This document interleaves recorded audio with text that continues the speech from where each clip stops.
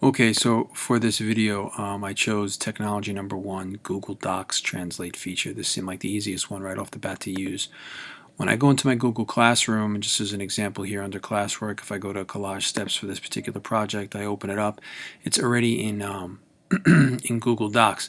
All you have to do is literally go to Tools and go to Translate Document, and then you can choose the language that you want to use. Say Spanish, and then hit Translate, and it's going to open up a new tab with a translated copy for the student. It couldn't be any easier for them to use. It's already built in. They're already using Google Classroom in school, so this one seemed like the best one to use. Okay, what were my other questions here? What technology did you choose? Already said that one.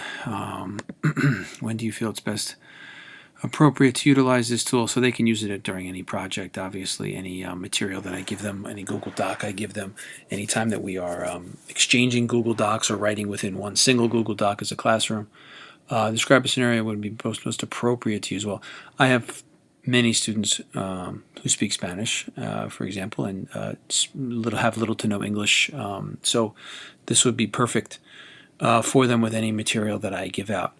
When exploring this tool yourself, did you find it easy to navigate and use? Extremely easy and to navigate and use, and it's obviously already built in, so you don't have to do any downloading. It's all right here under Tools and Translate Documents, so that's great. The second one that I chose was technology tool number 3, Google Translate extension. So this one, you had to go to the Google Translate extension.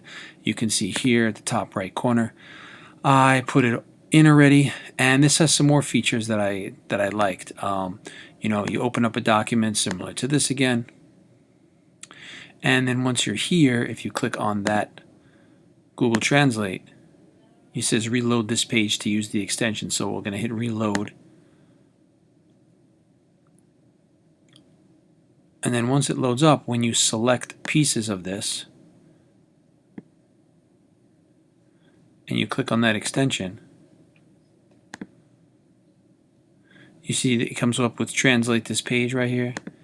If you click translate the page, you get a little bar at the top. This bar, you can click, you can choose your language. Let's see. Oh, it switched it. It did all kinds of crazy stuff to me. Let's see. I think here I chose originally under options. So there's a few different little things here. So at the top where the puzzle piece is, when you click and you go to Google Translate, not the pin, but the next one, when you click, you can go down to options. And where it says options, you have to pick your primary language. So I'm going to go back and choose English, just so this makes sense. And then I made sure to choose don't display icon or pop-up. I'm going to say immediately. Just see the difference here. Okay, I'm going to hit save. Okay, after I saved it, it says options saved at the bottom. I'm going to close it. Go back to here. I'm going to kind of try to reload that page. So I'm going to go back to here. Sorry for this. Hopefully this makes sense. Click the little icon, Google Translate, reload the page. Okay, so now once it reloads, let's see, if I select a portion of it, I should be able to go to the piece, go to Google Translate, and I'm going to say translate this page. There we go. So I can change the translation to something else, in this case Spanish, and it will redo the entire piece. I can also flip back here to show the original, or I can hit translate. So that does it in like a single click, I guess, which is very similar to what it was before, but you have more options here. You can turn off the translation, you can go here, you can say only do it when the extension is clicked, do it on all Google documents immediately. And then there's more options here. Obviously, like I said, don't display icon of the. You can still translate selected text by clicking on Google Translate extension, right? Any text selected in your Chrome browser gets sent to the Google server to determine if the translation should be displayed.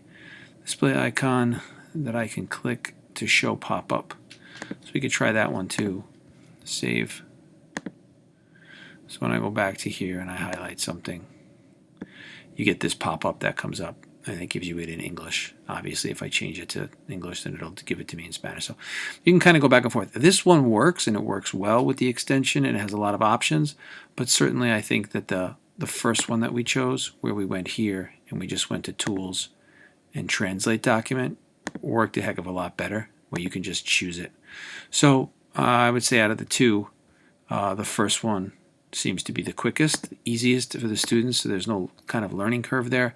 It opens up a new document. This way they can save it on their own and not mess up the original and not have to worry about too many options. There's some mistakes here, but that's going to happen in any translation program.